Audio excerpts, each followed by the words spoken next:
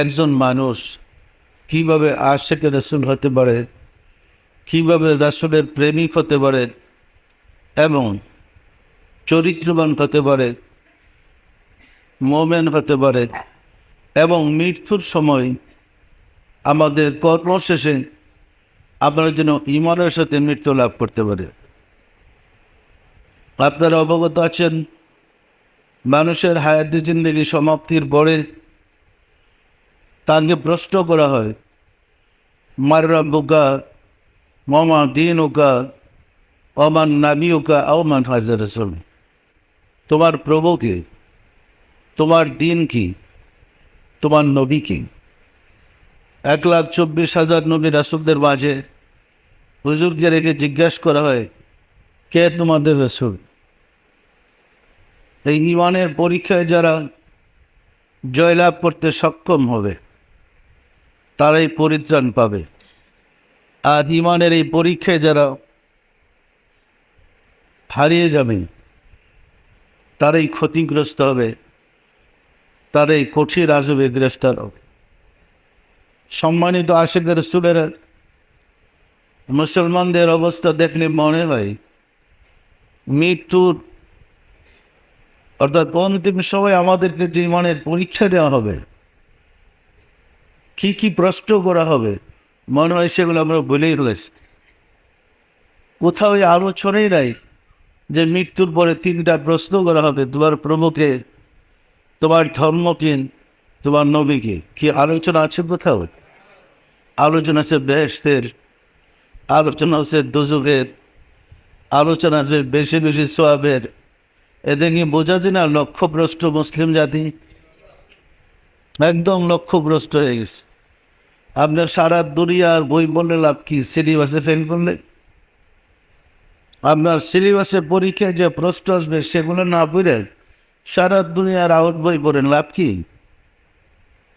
সারা জীবনের ইবাদত বন্দেগীর মূল্য কি? রাসূল যে বিধান দিয়ে গেছেন যার উপর আপনার ঈমানের পরীক্ষা হবে, সেই বিষয় না জেনে আপনি সারা জীবনের ইবাদত করলে লাভ কি? হুজুর সাল্লাল্লাহু আলাইহি ওয়াসাল্লাম যে বিধান দিয়েছেন সেটা হলো মার রাব্বুকা, তোমার প্রভু কি। হায়াতের জিন্দিগিতে প্রথমত আপনাকে চিনতে হবে কি আপনার প্রভু। ওমা দীনুকা, তোমার ধর্ম কি। যে যাহা ধারণ করে উহাই তার ধর্ম।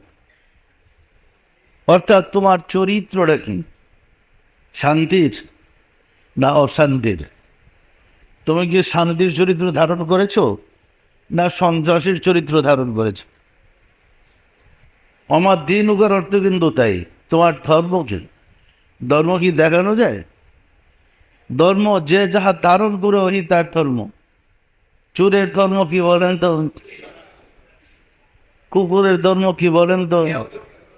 তাহলে বোঝা যায় কুকুরের চরিত্র কেউ কেউ করা, চোরের চরিত্র চুরি করা। ধর্ম বলতে একটা চরিত্রকে বোঝায়। তোমার চরিত্রটা কি, শান্তির না অশান্তির? এই ব্যাখ্যা দিতে গিয়ে আল্লাহ রাসূল বলেছেন, আল মুসলিমু মান সালিম আল মুসলিমুনা মিন লিসানিহি ওয়া ইয়াদিহি। আল্লাহ রাসূল ফরমান, সেই প্রকৃত মুসলমান যার হাতের দ্বারা এবং মুখের দ্বারা অন্য মানুষ নিরাপদে থাকে। রাসূল কিন্তু বলে না সে প্রকৃত মুসলমান যে জুব্বা পড়তে পারে, পাগড়ি পড়তে পারে, ডিলাগুলো লইতে পারে, লম্বা একটা দাড়ি রাখতে পারে, তাকে মুসলমান বলে না। মান সালিম আল মুসলিমুনা মিন লিসানিহি ওয়া ইয়াদিহি, সেই প্রকৃত মুসলমান যার মুখের দ্বারা হাতের দ্বারা কেউ কষ্ট পায় না। পরিষ্কার না পরিষ্কার না? যিনি শান্তির চরিত্র ধারণকারী তাকে মুসলমান বলে। যার মধ্যে শান্তির চরিত্র নাই সেও মুসলমান। আমরা কি শান্তির চরিত্র ধারণকারী মুসলমানদের অন্তর্ভুক্ত আছি? নাই, কিন্তু নাই নাই, একদম হারিয়ে ফেলেছে। মুসলমানদের চরিত্র দেখলে জিরো।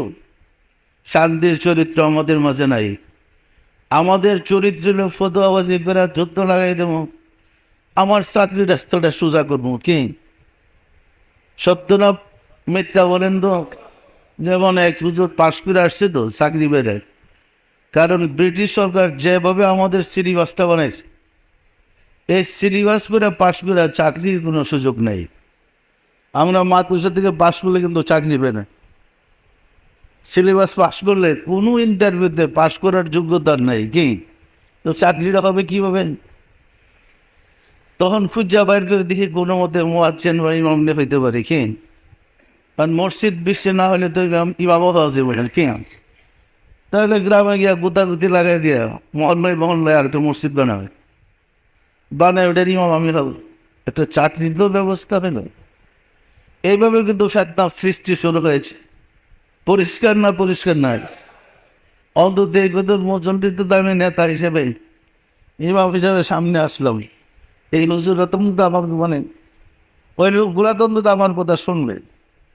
অবস্থাটা কিন্তু সেই সম্মানিত আশিকের রাসূলেরা। আলেমদেরকে বলা হয় আল উলামাও ওয়ারিসাতুল আম্বিয়া, আলেমরা হচ্ছে রাসূলের ওয়ারিস। রাসূল যদি ফার্স্ট স্ট্যান্ড করতেন কামেলে, রাসূল হয়েছেন, আমি নয় সেকেন্ড স্ট্যান্ড করছি, আমি নাইবে রাসূল।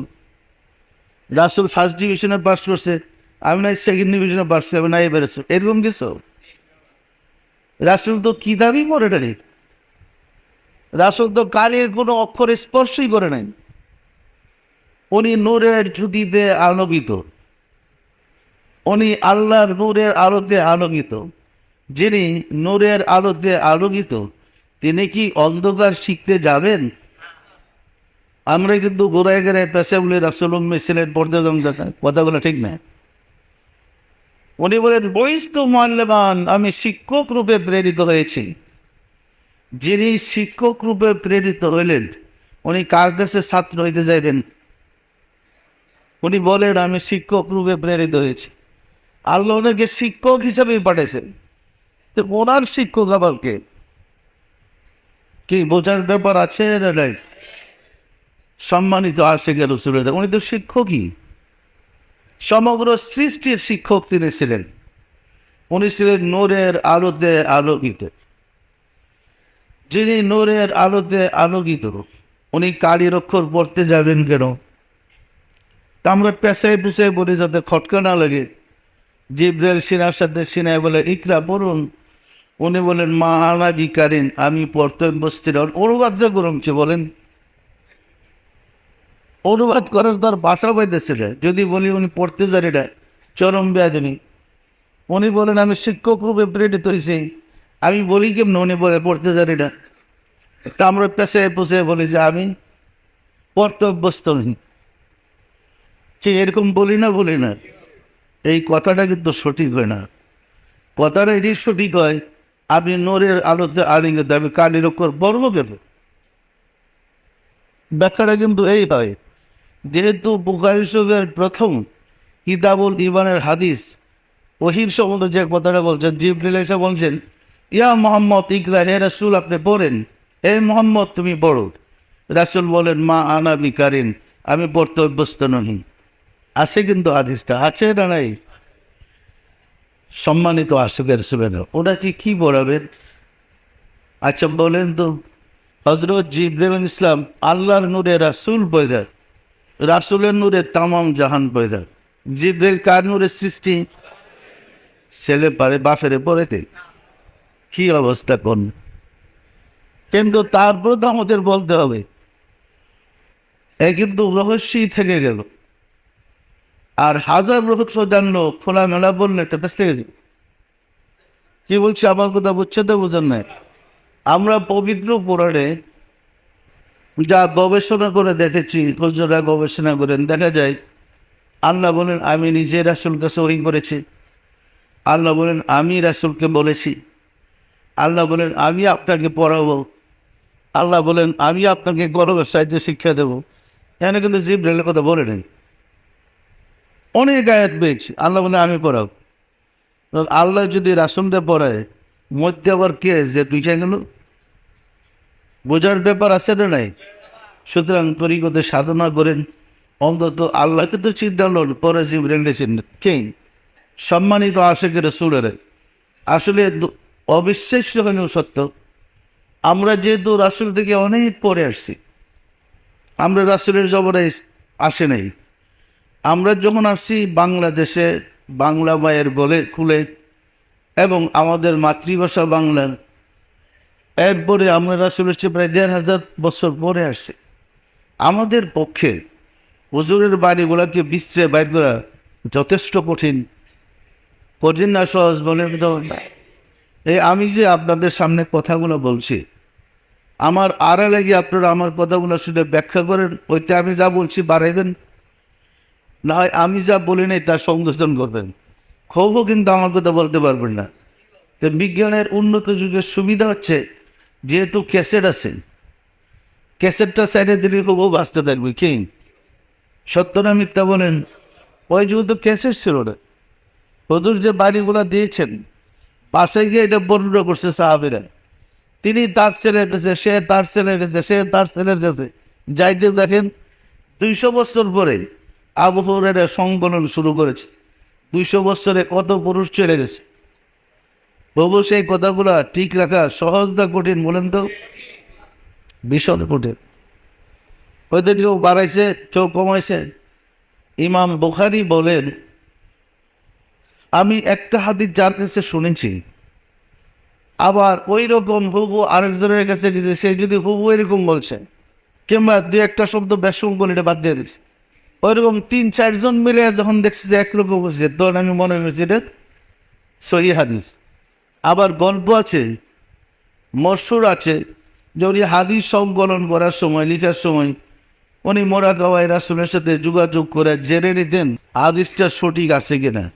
কেউ এটা মশহুর ঘটনা আছে, কিন্তু এতে বোঝা যায় ২০০ বছর পরে জন্ম নেও মোরাকাবা করে জানা গেছে যে হাদিসটা সহি অথবা সহি নেই। তো এখন আপনি মোরাকাবা করে রাসূল থেকে শুনতে পারেন না? আবু হুরায়রা বললে আপনি পারবেন না কেন? তার বেশি কোয়ালিটিটা কি আছে বলেন? সে মোরাকাবা করে রাসূলের কাছ থেকে জানতে পারে, আপনি পারেন না? আপনার মধ্যে নূরে মুহাম্মদী নাই? দুর্ভাগ্যজনক হলেও সত্য, আমরা সেই রাস্তাটা হারিয়ে ফেলেছি। বরং তার চেয়ে আরো উন্নত, আরো আধুনিক করে হাদিস জানার সহজ পদ্ধতি আছে, কোরআন জানার সহজ পদ্ধতি আছে। আছে না নাই? যদি না আমরা সেই পথটা ব্যবহার করে, আমরা সেই পদ্ধতি যদি অবলম্বন করি, ওই পদ্ধতিতে সাধনা করি, আমাদের হৃদয়ে যে কলব আছে, কলবের সাহায্যে আমরা হাদিস বের করতে পারবো কোনটা সঠিক হাদিস, কোনটা বেঠিক হাদিস, কোনটা সহি হাদিস, কোনটা ভুল হাদিস। বের করা সম্ভব না? সম্ভব না। আমরা তো কলব বিশ্বাসই করি না। আমরা তো বিশ্বাস করি কলব নাই। কলব আবার কিসের? এক শ্রেণী বলে বুকে হাত দিয়ে আবার এগুলো কি দেখায়, কলব আবার কিসের বলে, কিন্তু বলে না। অথচ কলব হলো ইমানের খাঁটি। যাকে আপনি ইমান ধারণ করবেন, স্টেশনটা এলো কলব। সম্মানিত আশিকের রাসূলেরা, সঠিক শিক্ষা না জানার কারণেই আমরা ক্ষতিগ্রস্ত হয়েছি। উপযুক্ত শিক্ষক না পাওয়ার কারণেই আমরা বিপদগামী হয়ে পড়েছি। ফলে সত্য মিথ্যা আমরা সিদ্ধান্ত দিতে পারি না। পরিষ্কার না? এই জন্যই আমাদের অধিক মোরাকাবা করতে হবে। মোরাকাবার মাধ্যমে সঠিক সমস্যার সমাধান পাওয়া যায়। বিশ্বাস হয় না? মোরাকাবার মাধ্যমে সত্যটাকে পরিষ্কারভাবে জানা যায়। সম্মানিত আশিকের রাসূলেরা, আমরা বিভ্রান্তিতে পড়েছি এইভাবে। আমরা ছোটকালেই দেখেছি অনেক পীর আছেন যারা বলেন আমার কাছে মরি দিলে আবাদত করা লাগে না। এরকম এক শ্রেণীর পীর কিন্তু আছে যে তোমার আবাদত করা লাগলে তো আমার দরকার কি?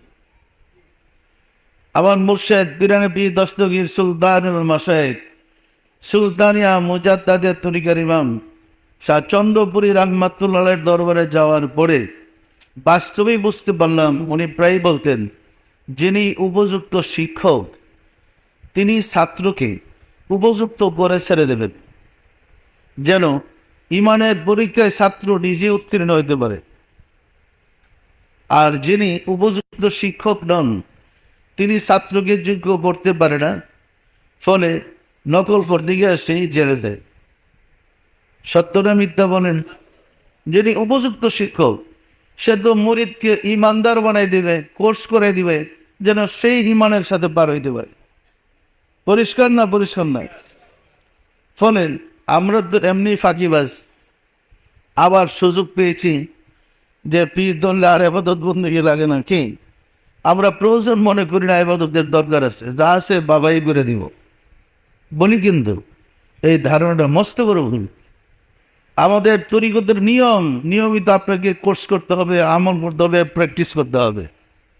এই লক্ষ্যেই প্রত্যেক এলাকায় যেন খানকা শরীফ নির্মাণ করে এবং নিয়মিত তালিমের ব্যবস্থা করে, জাতের পুরুষ এবং নারী। হাদিসটা এরকম, তালাবুল ইলমি ফারিদাতুন আলা কুল্লি মুসলিমিন ওয়া মুসলিমাত।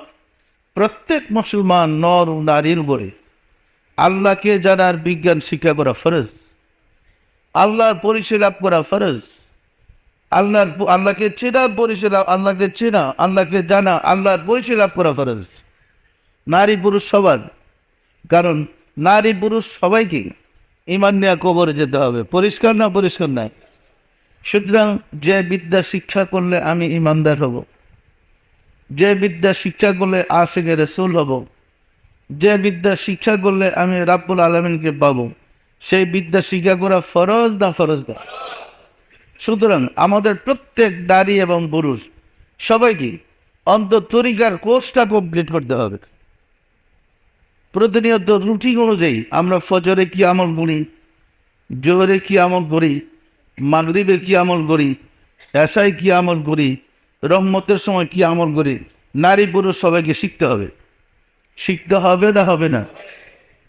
এই কোর্সটা কমপ্লিট করে সারলে নিয়মিত আমাদের রুটিন অনুযায়ী আমাদের মুরাকাবা, ফাতিহা শরীফ, নফল শরীফ, মোনাজাত শরীফ, মিলাদ শরীফ নিয়মিত আমাদের আমল করতে হবে। সম্মানিত আশিকের রাসূলেরা, কেন প্রতিদিন মৃত্যু পর্যন্ত আমাদের আমল করতে হবে? এর কারণ আছে। একটা মানুষ বেঁচে থাকার জন্য জন্ম থেকে মৃত্যু পর্যন্ত তাকে পানাহার করতে হয়, না শুধু বাঁচবে না। আমাদের রূহকে সজীব সতেজ করার জন্য, ঈমানকে মজবুত করার জন্য নিয়মিত আমাদের ওজিফা আমল করতে হবে। এই ওজিফার মাধ্যমে ফায়েজ অর্জন করে আমাদের আত্মাকে আমরা পরিশুদ্ধ করব, আত্মাকে শক্তিশালী করব। ফায়েজ হাসিল করতে না পারলে আত্মা নিষ্ক্রিয়, দুর্বল হয়ে যায়, আস্তে আস্তে ঈমানটাও দুর্বল হয়ে যায়। পরিষ্কার না? পরিষ্কার না? সুতরাং আমাদের নিয়মিত তালিমটা শিখতে হবে, গ্রহণ করতে হবে, আমল করতে হবে। আমাদের সিস্টেম আছে, আমরা আপনাদের সবক বাড়াই দিই। সবক বাড়াইতে গেলে যদি আপনি নিচের সবক না পড়েন, আমি আপনাকে সবকটা বাড়াবো কীভাবে? আমার জন্য তো কঠিন হয়ে পড়ে সবক বাড়ানোটা। কঠিন না সহজ বলেন তো? আমি তো চাই সবাই সবক শিখো। যেমন আজকে আমাদের এক জাকের এসে আমাকে বলতেছিলেন, বাবা আমরা তো সাপ্তাহিক মাহফিলে জলসায় আমরা জাকের বাইরে সবসময় মিলাদ পড়ি, তো আমাদের তো টানাটানি, তো আমাদের একটু মিলাদের তাবারুক পড়তে করতে আমাদের অনেক কষ্ট হয়ে যায়, এই কারণে আমরা নিজেরা মিলাদ পড়ি। তো আপনাদের একটা অনুমতি দিলেই আমরা সাপ্তাহিক মাহফিলটা বাদ দিয়ে মাসে একটা করে মিলাদ মাহফিল করবো, দরবার থেকে হুজুর নিয়ে যাবো, অনেক মাইক টেক দিয়ে আমরা সুন্দর করে করবো, সবাই জানতে পারবে। আমি বললাম কোনো দরকার নাই হুজুরের, কি একদম পরিষ্কার যে আপনারই মিলাদ পড়েন, হুজুর লাগবে না। যারা রাসূলের সাহাবী ছিলেন এরা হুজুরকে বাড়া করে মিলাদ পড়ে নেই, ধর্ম শিখে নেই। কি পরিষ্কার না? পরিষ্কার নাই? আমি কই যারা জাকের তারাই মিলাদ পড়ে। কি বলছি আমার কথা বুঝতে পারছেন? কারণ আপনাকে কলব থেকে আমি রুহে নিয়ে গেলাম, আমি কি খামাখা রুহে উঠে এলাম? আপনি যদি কলব পড়াইতে না পারেন রুহে কি পড়েন? আপনার রুহের সবক দেওয়ার লাভ কি? আপনার রুহু থেকে ছেড়ে নিয়ে গেলাম, আপনার যদি কলব পড়াইতে না পারেন সেরে সবক দিয়ে আমার লাভ কি? সের থেকে খফিতে নিয়ে গেলাম, আপনার কলব রুহু সের যদি পড়াইতে না পারেন আমি আকফাতে নফসে সবক দিয়ে লাভ কি? প্রত্যেকটা জাকের সে উপরের ক্লাসে গেলে নিচের ক্লাসকে পড়াইবার যোগ্য হতে হবে। পরিষ্কার না? পরিষ্কার না?